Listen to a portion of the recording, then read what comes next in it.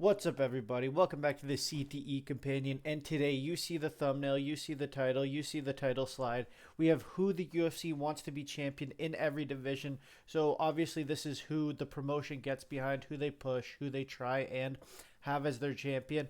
And ultimately, if it was a work, if it was rigged, who they would have as the champion in each division. Before we get into it, I just want to say thank you so much for all the support recently. We were going for 50 subs by the end of July. We didn't quite make it there, but this will be the month, hopefully. So, yeah, let's try and get to 50 subs by the end of August. And thank you so much for watching. First up, in the flyweight division, we have Brandon Moreno.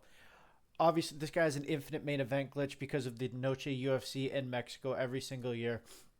He's their biggest Mexican star, and the UFC really gets behind him. He's had multiple title shots. He had a main event earlier this year against Loner Kavanaugh, and he has another main event coming up at the end of this year, even though he lost. He is their biggest Mexican star, and that's why the UFC want Brandon Moreno as their flyweight champion. Next up at bantamweight, we have Sean O'Malley. I mean, one of the biggest stars in the promotion. Right now, it's Peter Yan. You know, if Marab loses and Peter Yan wins, that they're going to give Sean O'Malley another title shot. He has the win over Peter Yan, and they're for sure hoping that Sean O'Malley wins. This guy's he has entertaining fights. He's a walking highlight reel. He gets lots of knockouts. Very entertaining style. I think maybe a little bit overrated as a personality. He's at the press conferences. He's usually a little bit quiet. He's not the biggest, most flamboyant personality, but he does a lot of his talking within the cage and puts on just awesome fights all the time. That's why the UFC want him as the bantamweight champion. Next up at featherweight, we have Diego Lopez. I mean, this guy, how can you not do Volk Lopez 3 after Evlev? You know, they're totally going to skip over Lerone Murphy. They're going to skip over Aljo. They're going to give Diego Lopez that third title shot. I mean, he didn't even really deserve the second one. You just know that they did it because they really want Diego Lopez to be their champion. Another person to crack into that Mexican market. I know that he is Brazilian, but he's trains out of Mexico now. He has the Mexicans behind him. That's definitely a market that they're trying to take over all of North America. We have the Canada card later this year. We have the Mexico card also later in the year. You know, they're really trying to expand throughout North America, and Diego Lopez is their chance to have another Mexican champion, even though he's not born there. He resides there, and he represents the country. Another guy who's very entertaining, has a lot of great fights. I mean, every single one of them is pretty good. His knockout over Steve Garcia, that was very impressive on the UFC Freedom 250. Also, Sean O'Malley was on UFC Freedom 250 and a couple other ones here. So I think that really just kind of showed who the UFC has the most faith in and who they really want to push who was on that White House card. And Diego Lopez was one of them. Next up, we have at lightweight, we have another guy who fought this year, but not on the Freedom 250 card. We have Conor McGregor. I mean, does much more need to be said? The only debate I really had was whether to do welterweight or lightweight, and I was just thinking lightweight because I think that they would, if they had the choice, they'd probably rather keep the person who I have at welterweight and replace Justin Gaethje with Conor McGregor rather than replacing the person at welterweight. But yeah, I mean, Conor McGregor, he's their biggest star ever. He's the biggest draw. I know they don't need to worry about drawing money anymore. They have everything's already paid for. Everything's gonna sell out. They get their site fees for going places. They don't sell pay-per-views anymore. That's all the money goes to Paramount. They're just getting paid to put on the events, so they don't really have to worry about ticket sales. But one thing that you got to consider is that they're already paying Conor McGregor a massive amount of money. So if they give him the championship, they don't really have to pay him that much more rather than paying another guy. You know, instead of paying two people, McGregor and a lightweight champion, they could just pay one person. So I think that's one reason why they might want Conor McGregor as their champion. Also, he is their biggest star. All of his fights are always entertaining. He's a huge personality. Even in this last press conference, he just brings a different energy that people don't really bring to the press conferences. You know, he was singing. He's just a little bit more charismatic than a lot a lot of the champions, especially a few of them that are currently champions. So, like, how can you not want Conor McGregor to be your lightweight champion? And at welterweight, we have Islam Makhachev. That's a whole different market that they tap into with Islam. He really is a big star. If you check like the followers and everything, this guy has a huge fan base supporting him. He's going to get made events in Abu Dhabi and Saudi Arabia and all the countries that they go to out there. He's guaranteed to be the main event. They love him out there. I mean, they love him over here too. Everyone loves Islam. He's a really entertaining fighter most of the time. Has some really great fights, except for that last Jack Della Maddalena one. He's fighting Ian Gary next. There's no way they want Ian Gary to be the champion. There's no way they want Islam to lose to him. Yeah, I mean, he is just a huge star. He's getting up there with Khabib on. It's a dumb way to quantify it, but it is one of the few numbers we do actually have. He's getting up there with Khabib on Instagram followers. He is a very big star. I don't want to just bring up followers or whatever, but that's kind of one of the very few metrics. We don't have pay-per-view points. We don't have the streams. We don't really get those reports. So that's kind of as I said, one of the few ways to quantify actual star power is the online interactions. And Islam is definitely one of them. I mean, he has a huge, huge, huge fan base, lots of support.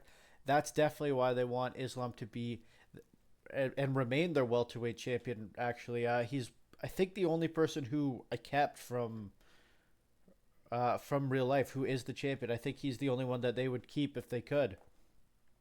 Speaking of replacing champions, at 185, we have Bo Nickel. I mean, obviously, this guy has been getting pushed from the second he got to the UFC. He is a all-American wrestler. They love him. They had him on the White House card. He got a big finish. If he would have beat Rainier de Ritter, he would have got a top 5 opponent and then a title shot. Or they might have just given him a title shot off that.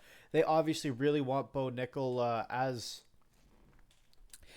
their champion. I mean, I don't know if they think that the wrestling dads love him. There's got to be some reason that they're pushing him. He obviously has to draw somewhere. They have to have some metrics that show that Bo Nickel is actually a star.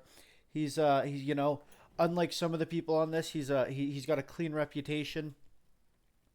Again, this is not who I want to be champion. So, when I'm putting people like Conor McGregor, I'm not saying that's who I would want to be the champion. I'm saying this is the UFC.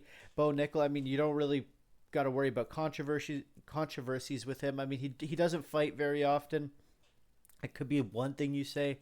They probably want a little bit more of an active champion than Bo Nickel, but clearly there's something that they see in this guy, and they think that he is a star. So that's they've been giving him the push, and I wouldn't be surprised after that White House win that if they give him a top 10 opponent, if they think, he's made the improvements, he's learned what a knee to the body is, he felt that for the first time against Rainier de Ritter.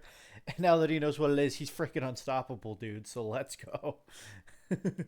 At light heavyweight, we have Alex Pereira. I mean, the light heavyweight division is so dry. I think it's the most dry division, top to bottom. No personality. I mean, Magomed Ankalaev versus Carlos Ulberg, that's going to be the most boring press conference. There's going to be no build-up. I mean, they're just going to rock up on fight week. They might not even have a press conference for it. There's going to be no promotion. There's no hype behind it. It's going to be an awesome fight.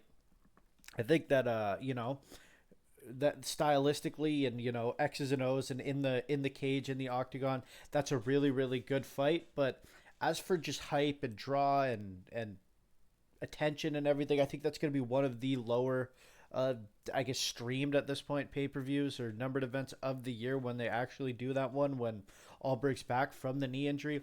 So I think that the UFC would want Alex Pereira to come back down from heavyweight and become light heavyweight, or back down from heavyweight and become the light heavyweight champion again.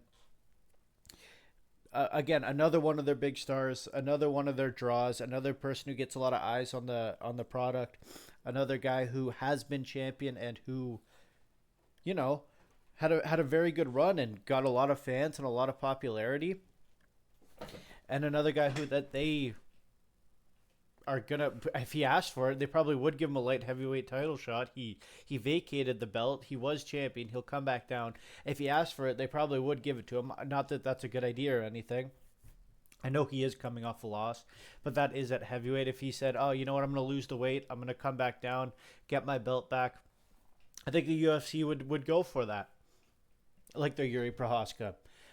Yeah, and finally, we have at heavyweight Cyril Gahn. I mean, this guy has an infinite title glitch. Apparently, that's two interim title fights. He's had two undisputed title fights, and he is currently the interim title shot. So that pretty much guarantees him a rematch with Tom Aspinall for the undisputed title. So if you're counting interims, that's 5 title shots.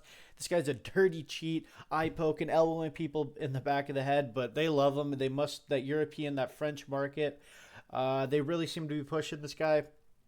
I don't know. I guess I don't know why they must be prioritizing the French market over the UK market, because it really seems like they want Cyril Gahn to be the champion. I know that they were trying to get him back to the fight because there is the rivalry. There is the, that 4 minutes and 50 seconds where he was looking good against Tom, and they can sell the fight off that, oh my God, Tom was losing. Kind of rewatched the fight. It was a little bit closer in hindsight than I remember it being in the moment, and I remembered people talking about it.